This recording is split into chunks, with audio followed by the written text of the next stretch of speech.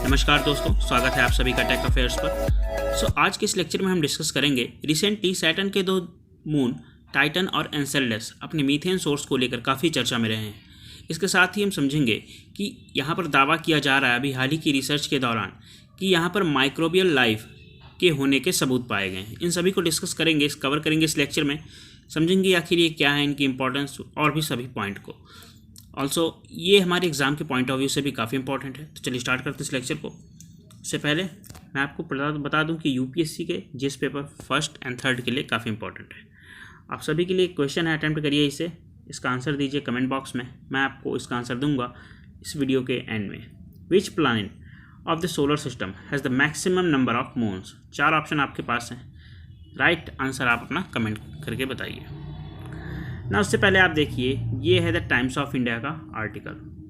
इसमें क्लियरली इन्होंने मेंशन किया है possible sign of alien microbial life, Cassini reveals mysterious methane in the plume of Saturn moons Enceladus. ये है Indian Express का article, what plumes on Enceladus tell us about possibility of life on Saturn moons.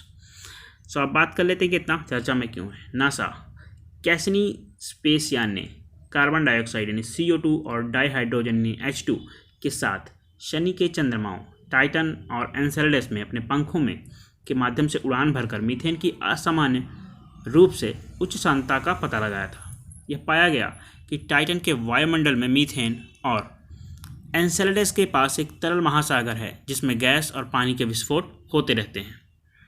एक अंतर्राष्ट्रीय शोध दल ने यह समझने के लिए एक नए सांख्यिकीय तरीकों का इस्तेमाल किया है कि क्या सूक्ष्म जीवों द्वारा मीथेनोजेनेसिस या मीथेन उत्पादन आणविक हाइड्रोजन और मीथेन की व्याख्या कर सकते हैं।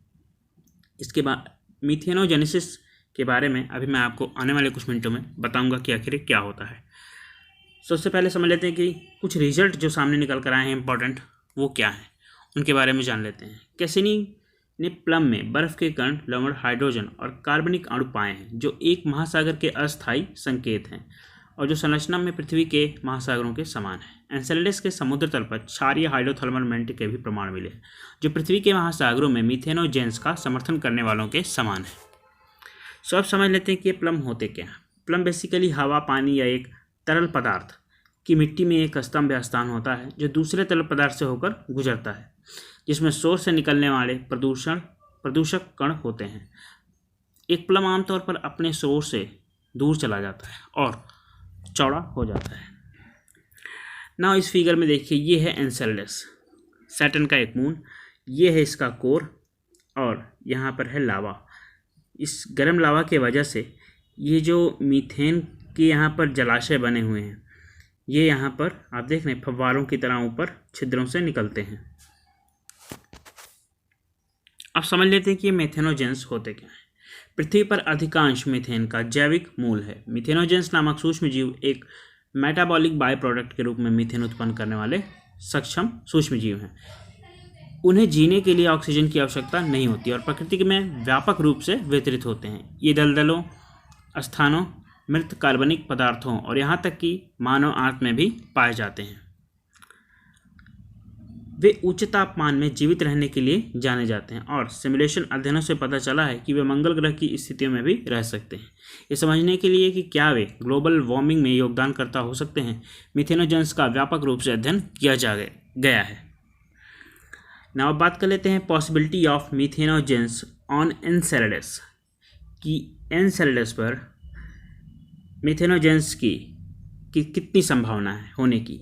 एन्सेलेडस के कोर में मौजूद कार्बनिक पदार्थों के रसायन टूटने से मीथेन का निर्माण हो सकता है। हाइड्रोथर्मल प्रक्रियाएं CO2 और मीथेन के निर्माण में मदद कर सकती हैं। एन्सेलेडस के हाइड्रोथर्मल वेंट पृथ्वी जैसे सूक्ष्म जीवों के रहने योग्य हो सकते हैं।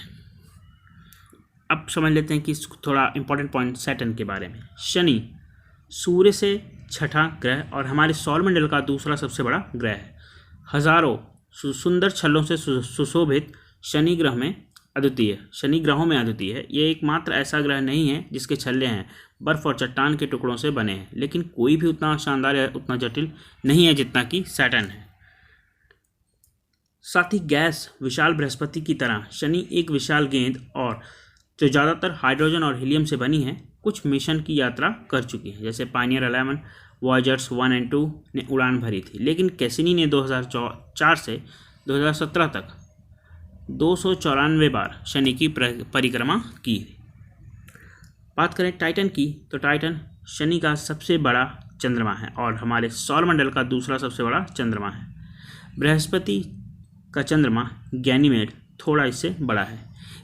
इसकी सतह पर तरल नदियाँ, झीलें और समुद्र हैं। हालांकि इसमें मीथेन और ईथेन जैसे हाइड्रोकार्बन होते हैं, पानी नहीं होते हैं। टाइटन का वायुमंडल पृथ्वी की तरह ज़्यादातर नाइट्रोजन से बना है, लेकिन 4 गुना सघन है। पृथ्वी के विपरीत इसमें बादल और मीथेन वर्षा होती रहती है। क्योंकि यह सूर्य से बहुत दूर है, इसलिए इसकी सतह का तापमान -179 डिग्री सेंटीग्रेड रहता है। बात करें एन्सेलेडस की, तो एन्सेलेडस एक छोटा बर्फीला चंद्रमा है जिसमें पानी के प्लम में हाइड्रोजन अणुओं की प्रचुरता होती है। प्लम में 98% गैस, पानी और 1% हाइड्रोजन पाया गया है। शेष CO2, कार्बन डाइऑक्साइड, मीथेन और अमोनिया के अणु का मिश्रण मिला है। एन्सेलेडस पर मौजूद अंडर वाटर वेंट पृथ्वी के समुद्र तल पर मौजूद वेंट से मिलते जुलते हैं, जहां रोगाणु और अन्य समुद्री जीव एकत्र होते रहते हैं। आई होप आपको ये लेक्चर पसंद आया होगा। और जाते जाते मैं आपको उस क्वेश्चन का आंसर बता देता हूँ जो मैंने आपसे इस वीडियो के स्टार्टिंग में पूछा था। तो which planet of the solar system has the maximum number of moon? इसका करेक्ट ऑप्शन ए सैटर्न है। तो आप यहाँ पर देख सकते हैं हर प्लैनेट के पास किसके पास कितना मून है। जैसे अभी तो फिलहाल के लिए मरकरी और वीनस के पास अपना कोई मून नहीं है, और सैटर्न सबसे मैक्सिमम मून रखता है 82। आई होप आपको ये लेक्चर समझ में आया होगा। जितनी भी चीज़ें मैंने इसमें बताई हैं आपको क्लियरली समझ में आई होंगी। अगर आपको ये लेक्चर पसंद आया है तो आप इस वीडियो को लाइक कर सकते हैं, और इस वीडियो को शेयर भी कर सकते हैं। अगर आप इस चैनल पर नए हैं तो do subscribe and hit the bell icon. और जाते जाते मैं आपको बता दूं कि अगर आप मुझसे मेरे सोशल मीडिया हैंडल्स पर जुड़ना चाहते हैं तो डिस्क्रिप्शन में आपको लिंक मिल जाएगा। ऑल्सो इस PDF का लिंक भी आपको डिस्क्रिप्शन में मिल जाएगा। मिलते हैं नेक्स्ट वीडियो में। Thanks for watching this. Have a great day.